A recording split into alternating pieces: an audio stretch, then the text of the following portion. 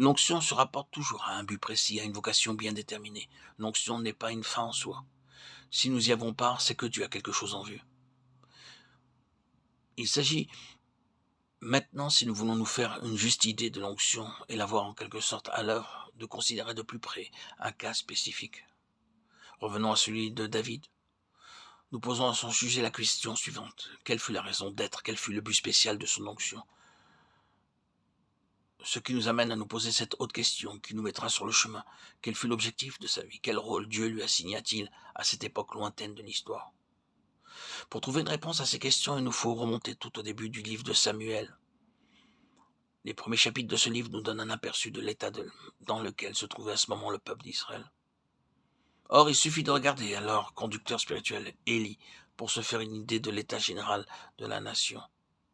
La personne d'Élie est en effet à cette époque tout à fait représentative de l'état spirituel du peuple qui l'entoure.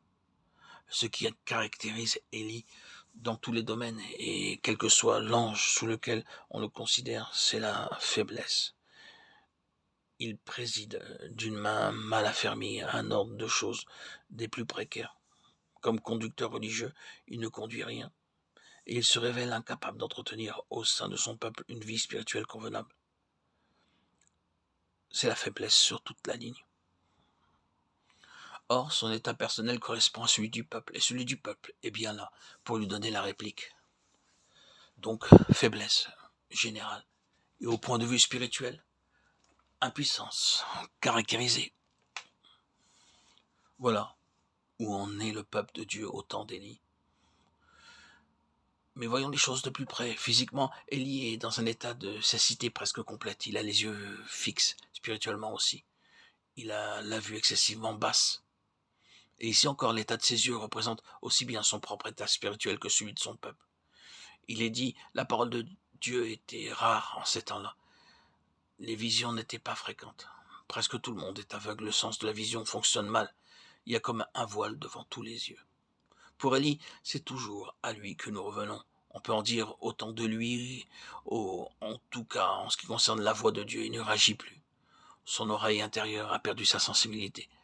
Quand Samuel vint à lui et revient encore au sujet de la voix qu'il a entendue, il faut que la chose se produise plusieurs fois pour qu'Élie, bon gré mal gré, s'éveille à l'idée que ce pourrait bien être le Seigneur, que ce ne peut être que le Seigneur.